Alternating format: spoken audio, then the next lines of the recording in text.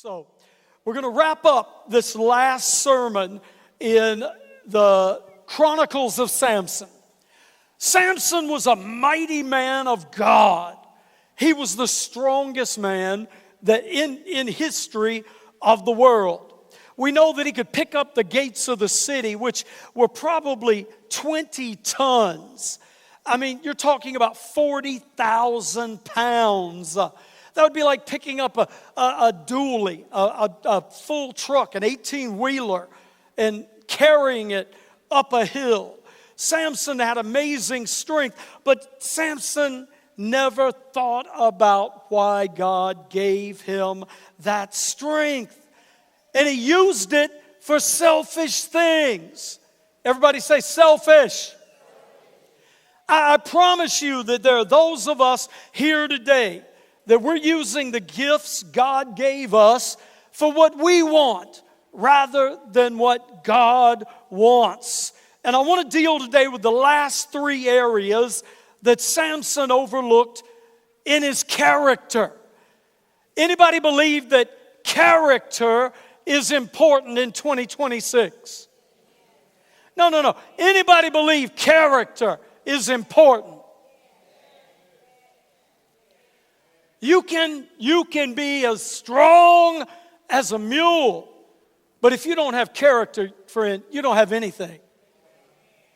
You can know every answer to every question, but if you don't have character, you don't have anything. Character is what allows you to become what God created you to be. There were three areas Samson overlooked in his character. Number one was his identity. And because he overlooked his identity, as a matter of fact, the title of this message today is, Who Am I? Who am I? You see, I know who I am, but I want you to find out who you are. You're not normal. You're not a doormat for the devil. You're not Billy Bob Bad Boy. You're not who the world says you are. And your identity will come from one of three places. It'll come from the devil, who tells you who he wants you to be. It'll come from people around you who will tell you what they want you to be. Or it will come from God, who created you to be what he wants you to be. Anybody here want to be what God wants you to be? Amen. Well, because Samson never pondered that, he struggled with his identity and he struggled with self-worth. He did not see his value except to kill people, hurt people, break things. God had a bigger plan for him than that. Number two, he struggled with comparison and pride. Comparison and pride. I'll get to that in a moment. And the last thing he struggled with was a lack of purpose. He had no vision. If you have no vision, you have no purpose. You know, I've known for 41 years, my purpose was to preach and teach the Word of God.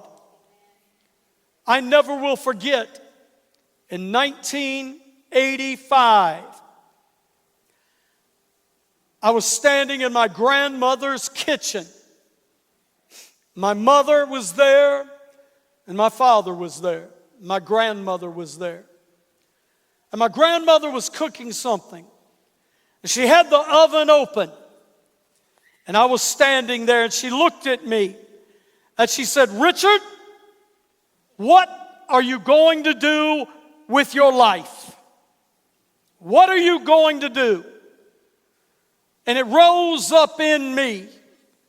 I worked full-time for my father, my earthly father. We owned a business that dealt with chemical plants, paper mills, nuclear plants, refineries. And I believe she expected me to say I'm going to continue on in the family business. But something rose up inside of me and I said, I'm going to be a preacher. I couldn't preach. Some of y'all think I still can't. It's all right. That's your opinion. My grandmother kind of looked at me side-eyed. What? And my loving mother, who was standing next to me, in her mother's love, her concern for me, asked me, what are you going to do for money? And again, something rose up in me. And I told my mother and my grandmother, God has called me to work for my heavenly Father. As much as I love my earthly father, my God shall provide.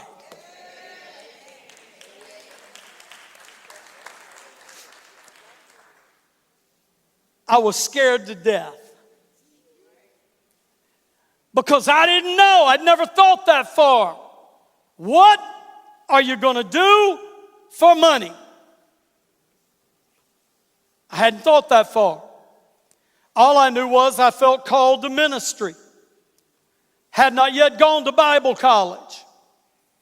I was working with the youth at the church, and God had blessed that. I started out with 10 teenagers, and in 9 months it grew to over 100. God's hand was on my life, but that didn't provide for my well-being, my income. But I knew I had a vision. And there's some of you in this room today, you don't know how, you don't know when, but you know in yourself God has given you a dream and a vision. And if you'll follow that, God will not let you down.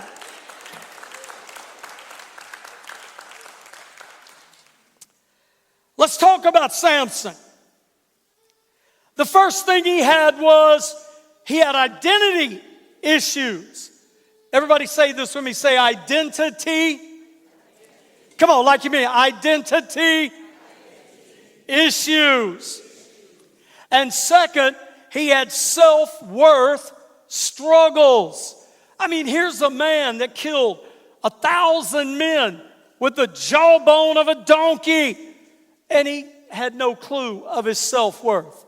He thought so little of himself. There are those of you here today, you've been believing a lie. You believe what your mother told you, and God rest her soul, I know she meant the best. My mother, I love you, Mom, with all of my heart.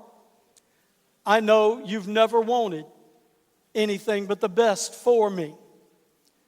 My mother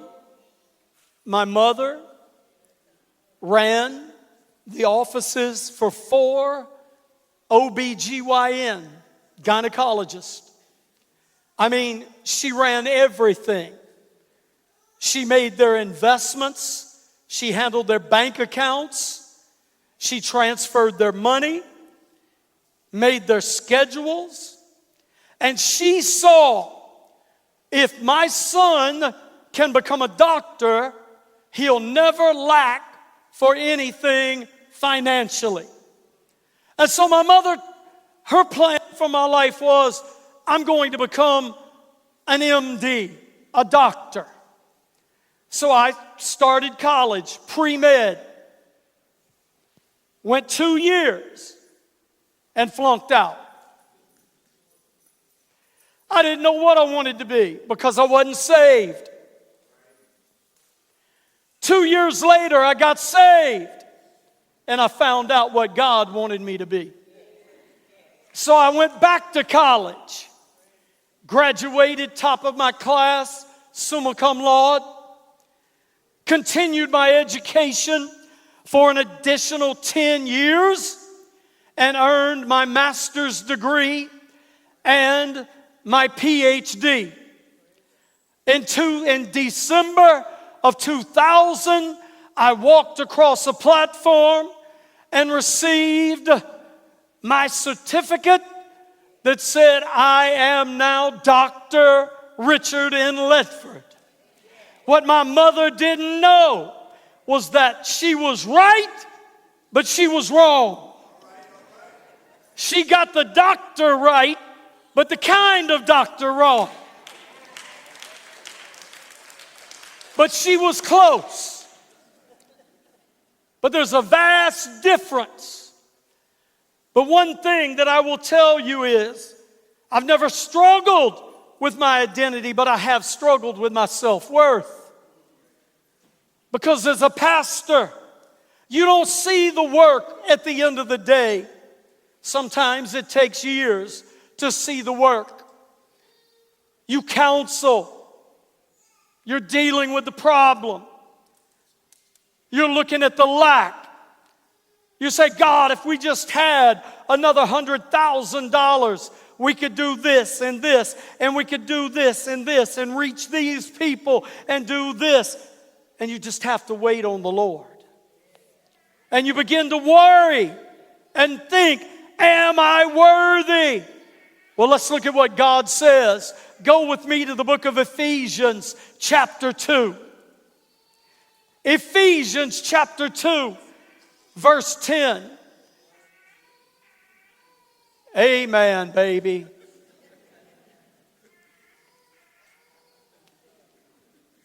R-E.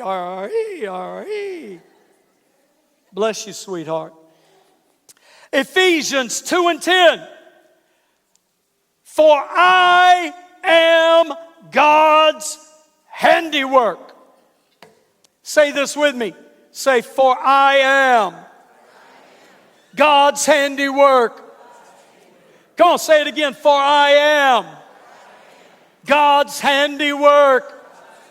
Put your hand on your chest and say it again. For I am God's handiwork.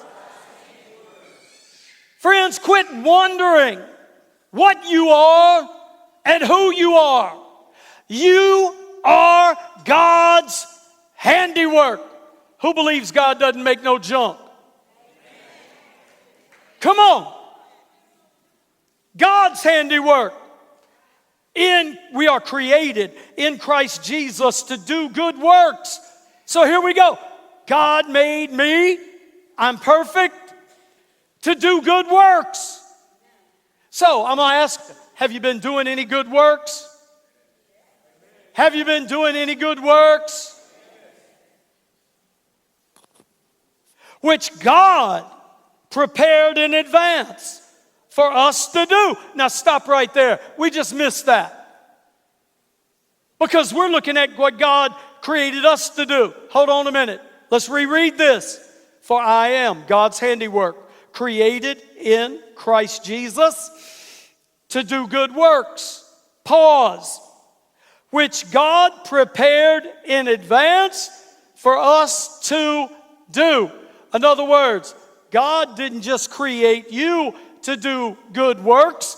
God put a problem out there for you to solve. In advance, God prepared for us to do.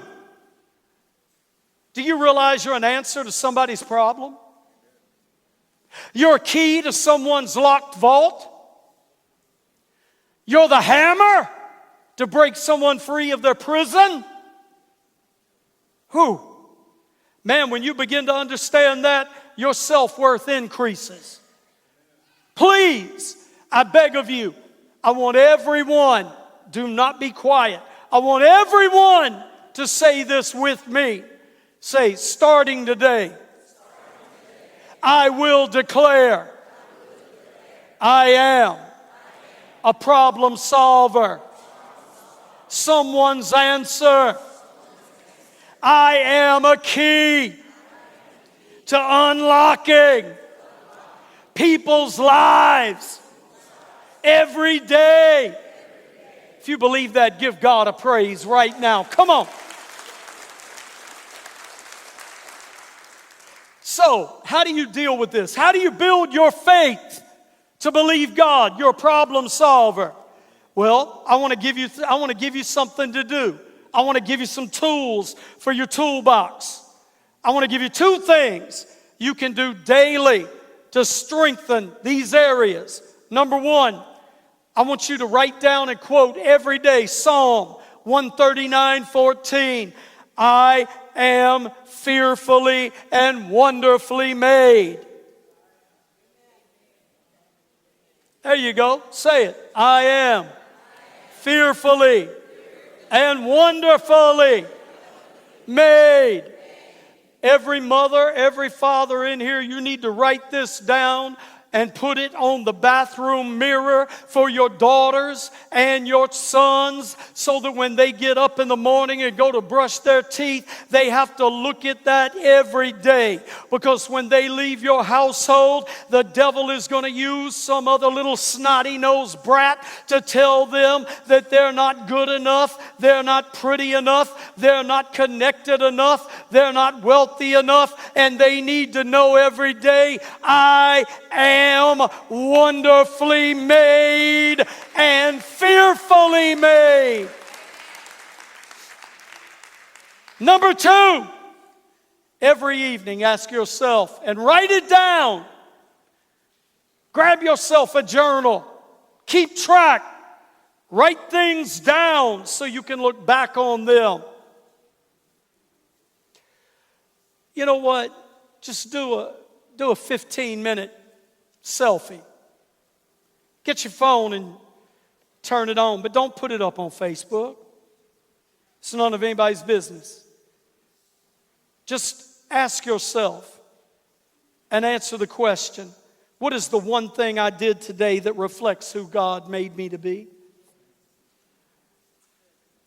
What is the one thing I did today that reflects who God made me to be?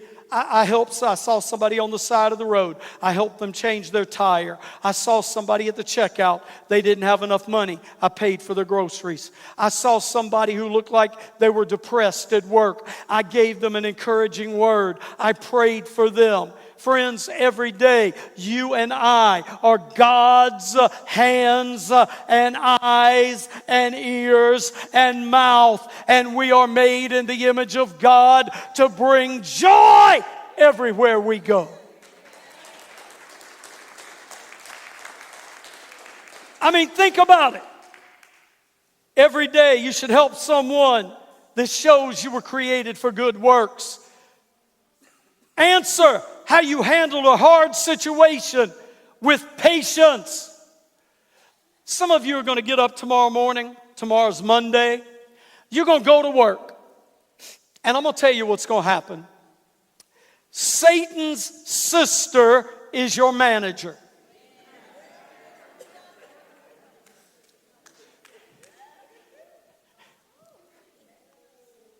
She is going to have contrived all weekend how to make your day hell. And when you show up full of faith in the Holy Ghost, and you just let her run her mouth, and you keep reminding yourself, I am fearfully and wonderfully made.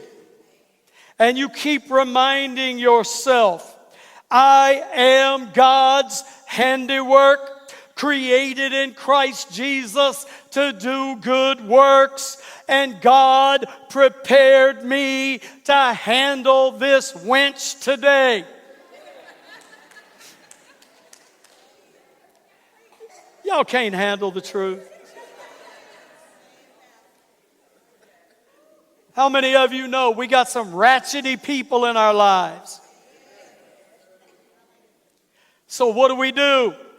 We show them the peace and the comfort and the love and the confidence that only God can give. Let's look at the next thing that Samson had issues with. Number one, he compared himself. Now, I'll be the first one. Anybody here ever compared yourself with somebody? If you've ever compared yourself, raise your hand. Ever. Look around you. If somebody don't have your hand up, tell them, you a liar. You know you're a liar.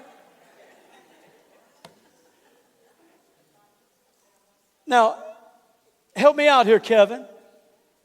Come over here. Come here, Brother Kevin. Kevin's the head of our outreach team, provides food for the hungry. Can we give God a praise? He put together our pantry, food pantry, in which we've got enough food in there for Armageddon. Praise God. For some of us, a little bit. It's growing. Now, Kevin, we're men and women, the same thing, because we're all human. We look at each other, and in the back of our mind, we have to be careful, or else we'll begin to compare ourselves. Now, there's two types of comparison. Number one, we compare ourselves to people that we feel like we don't match up, so that we can then have a pity party and complain of why we don't have everything they have.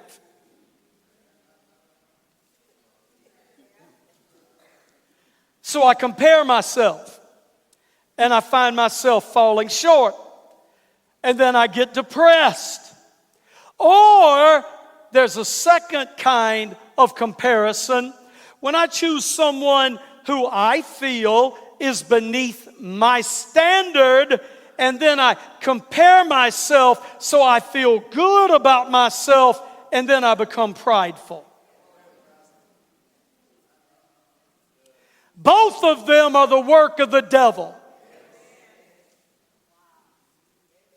Because God never intended for you to compare yourself to another human.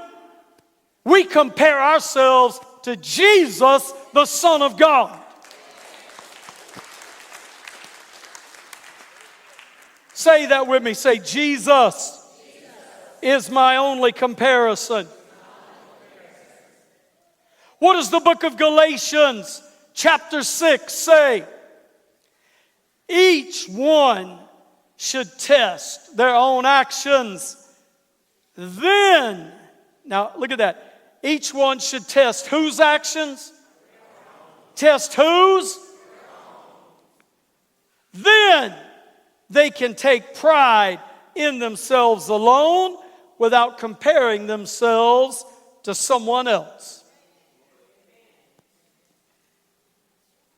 I don't have to worry about anybody else.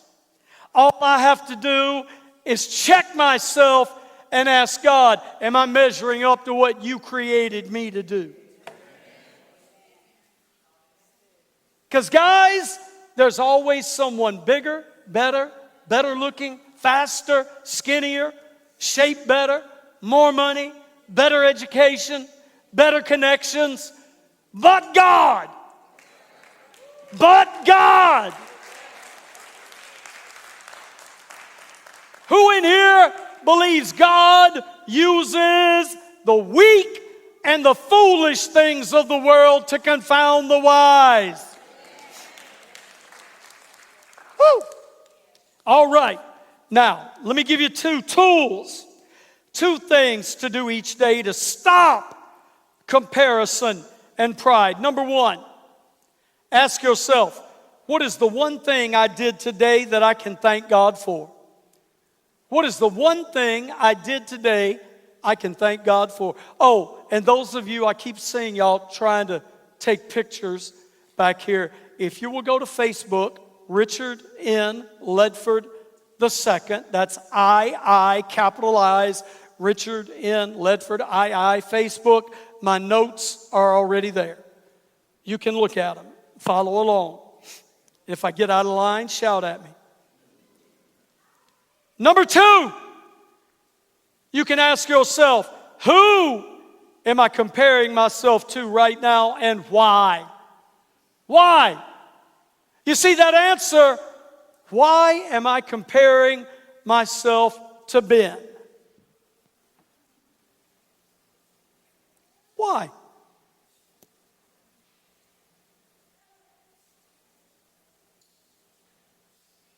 Is it because I want to feel sorry for myself that I can't sing like him?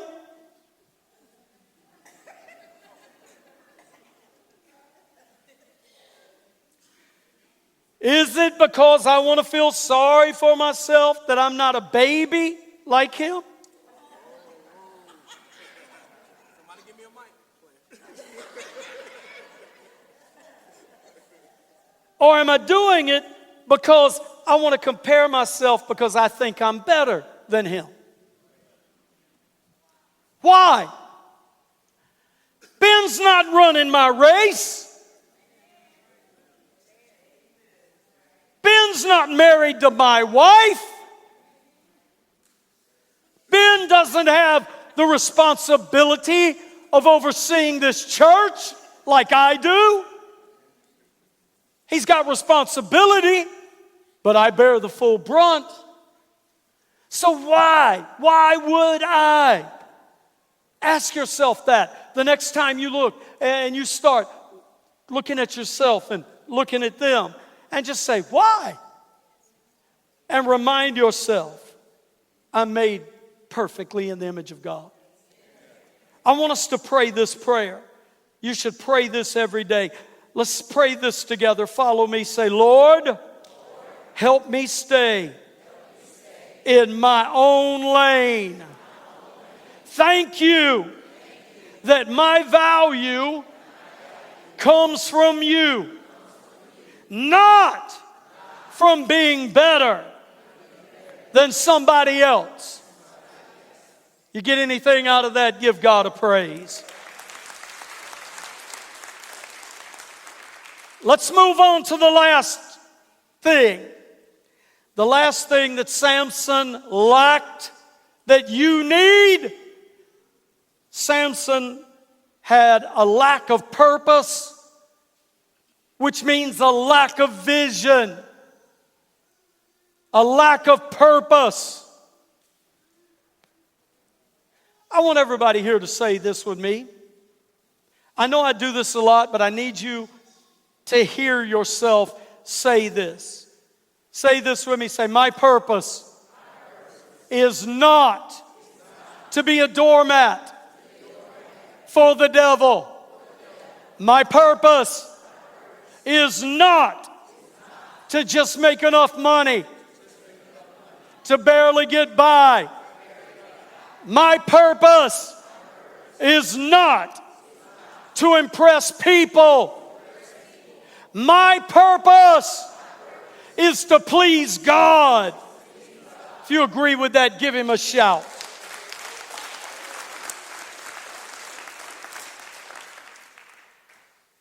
You know what? If you don't have purpose, you don't have vision. If you don't have vision, you don't have purpose. Let's look at Jeremiah 29:11. God says, for I know the plans I have for you, declares the Lord, plans to prosper you. Anybody like prosperity? No, anybody like to prosper? I'm not just talking about money. You can have $100 million and be dying of cancer. You can be married to the most beautiful woman or the most handsome man, and if they're cheating on you,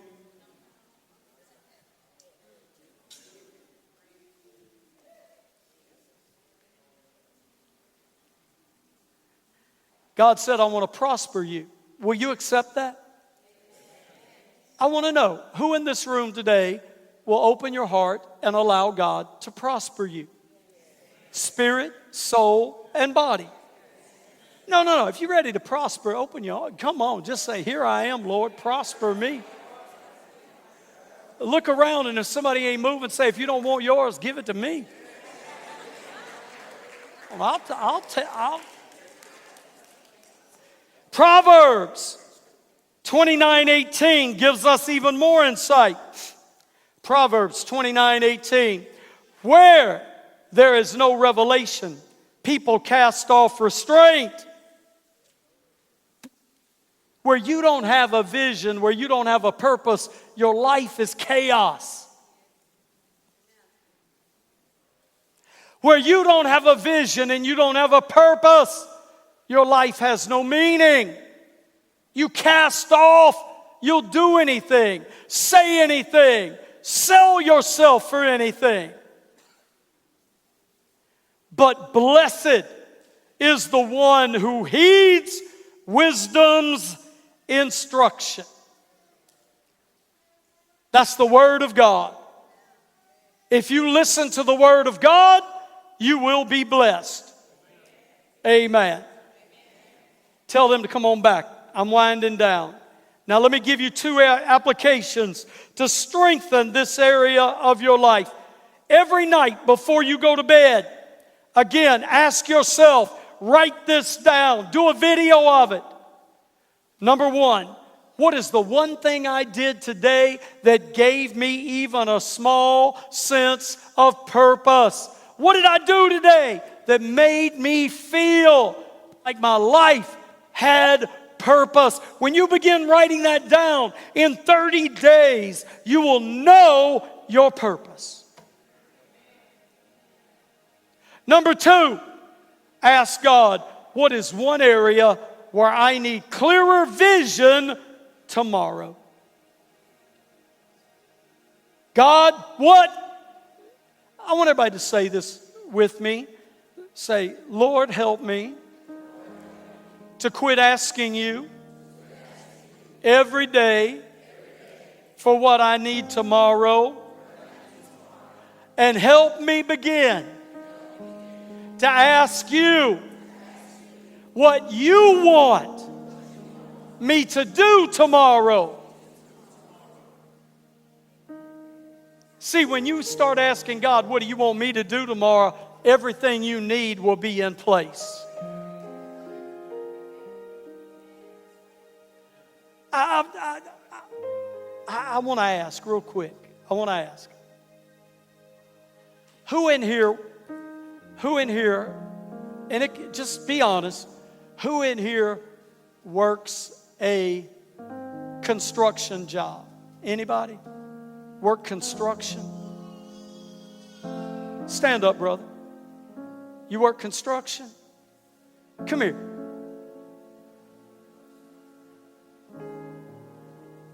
You look like you work construction. I used to look like that. Come here. What kind of construction do you do? I work for the city, underground utilities. You work for the city for underground utilities. Thank you. Now, you have a boss, right? Now tell me if I'm wrong. Correct me if I'm wrong. Because you have a supervisor or foreman. His job is to make certain that your job tomorrow, when you go back to work Monday, everything you need for the job will be there on the site. Is that correct? Yes, sir. Am I correct? Yes, sir. You sure?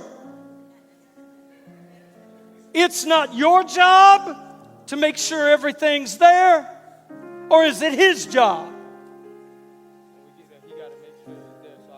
When you get there, he's got to make sure it's all there so you can work. Do you get that? If a simple supervisor for the city of Tallahassee knows his employees, he has to have everything there for them to do their job. How can you doubt God doesn't already have everything strategically placed for what you need for tomorrow. If you believe that, get up and give God a praise and thank Him.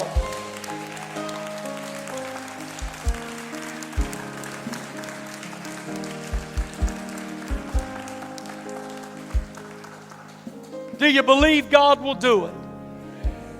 Do you believe God will do it? You see, what Samson never did until his final day. His final day, he was blind, chained up, pushing a stone to grind corn and wheat in his own strength, because he never stopped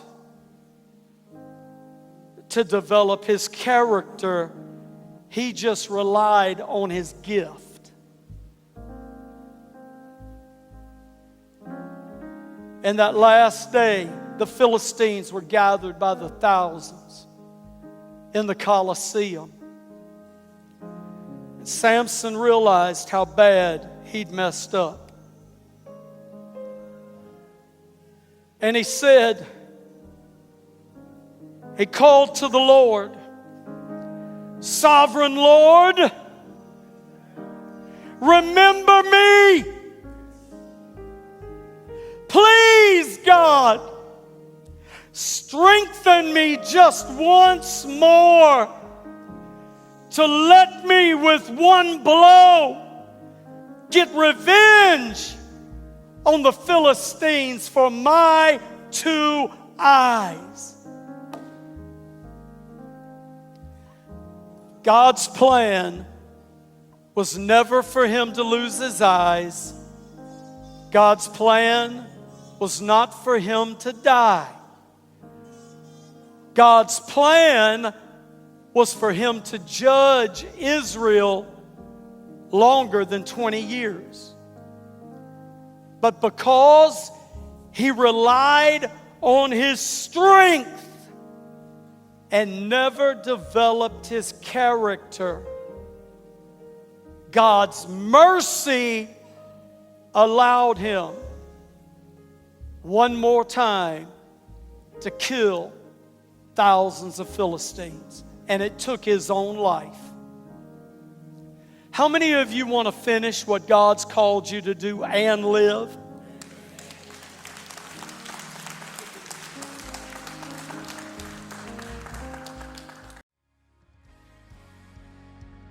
Thanks for watching the Restoration Place YouTube. Make sure you subscribe so you can know every time that we go live or when we share a new message. Leave a comment. Let us know what spoke to you today, how we can pray for you, and where you're watching from. And if you'd like to support the ministry financially or take next steps in your journey, visit restorationplace.co for more information. Hey, thanks again, and I'll see you soon.